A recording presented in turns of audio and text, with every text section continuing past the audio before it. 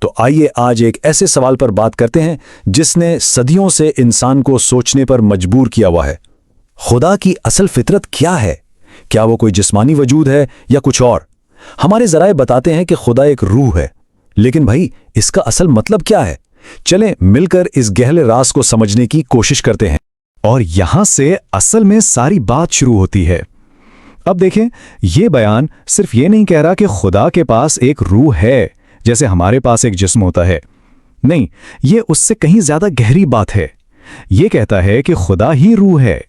یہ ایک چھوٹا سا فرق لگ سکتا ہے، لیکن یقین کریں یہ ہماری پوری سمجھ کو بدل دیتا ہے۔ آئیے دیکھتے ہیں کیسے۔ ٹھیک ہے، تو یہ تو طے ہو گیا کہ خدا روح ہے، لیکن یہ لفظ روح جو ہے نا، یہ خود ایک پہیلی کی طرح ہے۔ جب ہم روح کا لفظ سنتے ہیں تو ہمارے ذہن میں کیا آتا ہے؟ کوئی بھوت یا کوئی ایسی طاقت جسے دیکھا نہ جا سکے؟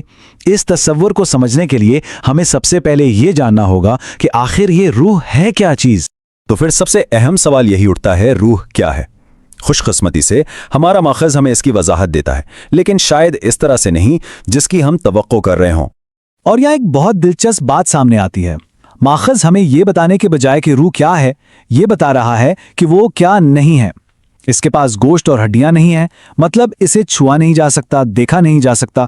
یہ بالکل ہوا کی طرح ہے۔ آپ اسے محسوس تو کر سکتے ہیں لیکن پکڑ نہیں سکتے۔ یہ ایک غیر مادی حقیقت ہے۔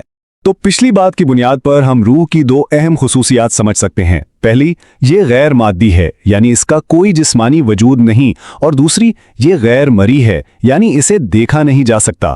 یہ دو نکات اس پورے تصور کی بنیاد ہیں۔ لیکن ایک منٹ، یہاں ایک مسئلہ ہے۔ اگر خدا ایک غیر مرئی روح ہے تو پھر اس مشہور جملے کا کیا مطلب ہے کہ انسان کو خدا کی صورت پر بنایا گیا ہے؟ ہم تو گوشت اور ہڈیوں کے بنے ہیں، ہم ایک غیر مرئی روح کی صورت کیسے ہو سکتے ہیں؟ یہ تو ایک بہت بڑا تضاد لگتا ہے نا؟ ہاں، یہی وہ سوال ہے جو اکثر لوگوں کو الجھا دیتا ہے۔ اگر خدا کا کوئی جسم ہی نہیں تو ہماری صورت اس سے کیسے مل سکتی ہے؟ چلیں اس پہیلی کو حل کرنے کے لیے اپنے ماخذ کی طرف واپس چلتے ہیں۔ اور دیکھیں، یہاں ہمیں پہلا سراغ ملتا ہے۔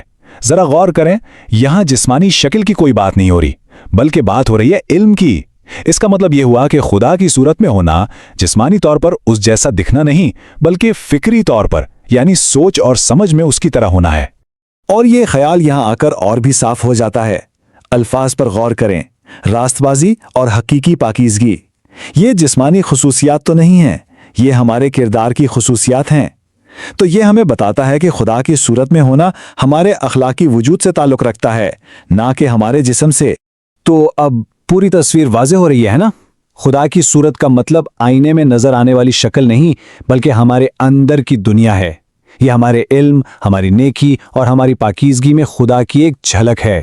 یہ ایک فکری اور اخلاقی مشابہت ہے۔ اچھا، اب تک ہم نے یہ سمجھا کہ روح غیر مرئی ہے، لیکن کہانی یہاں ختم نہیں ہوتی۔ یہاں ایک اور موڑ ہے۔ کیا کوئی غیر مرئی چیز خود کو مرئی بنا سکتی ہے؟ ہمارا ماخذ کہتا ہے ہاں، اور یہ اس تصور کا شاید سب سے دلچسپ پہلو ہے۔ یہ ایک ذہن کو گھما دینے والا خیال ہے۔ جو چیز اپنی فطرت میں ہی غیر مرئی ہے، وہ نظر آنے والی شکل اختیار کر سکتی ہے۔ لیکن یہ کیسے ممکن ہے؟ چلے ماخذ سے کچھ حیرت انگیز مثالیں دیکھتے ہیں۔ یہ دیکھیں، کیا زبردست مثال ہے۔ روح جو خود تو نظر نہیں آتی، وہ ایک کبوتر کی شکل میں دکھائی دے رہی ہے۔ یہ ہمیں دکھاتا ہے کہ غیر مادی دنیا کس طرح مادی دنیا میں اپنا اظہار کر سکتی ہے۔ اور صرف وہی نہیں، یہ ایک اور دلچسپ مثال دیکھیں۔ فرشتے جو کہ خود روحیں ہیں، آگ کے شعلوں کے صورت میں ظاہر ہو رہے ہیں۔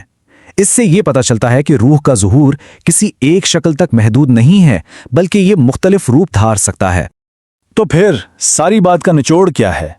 اہم نقطہ یہ ہے کہ روح بنیادی طور پر غیر مادی اور غیر مرئی ہے، لیکن وہ خود کو کسی مرئی یعنی نظر آنے والی شکل میں ظاہر کر سکتی ہے۔ اور خدا کی صورت میں ہونا جسمانی نہیں، بلکہ ہمارے علم اور کردار میں اس کی عکاسی کرنا ہے۔ اور ہم اس آخری سوال کے ساتھ اس گفتگو کو ختم کرتے ہیں جو سوچنے پر مجبور کرتا ہے۔ اگر روح خود غیر مرئی ہے تو پھر اس کے ظہور کی یہ نظر آنے والی شکل، اس کا مقصد کیا ہے؟ یہ شکلیں ہمیں اس روح کی فطرت یا اس کے پیغام کے بارے میں کیا بتاتی ہیں؟ یہ ایک ایسا سوال ہے جو ہمیں اس موضوع پر مزید غور و فکر کرنے کی دعوت دیتا ہے۔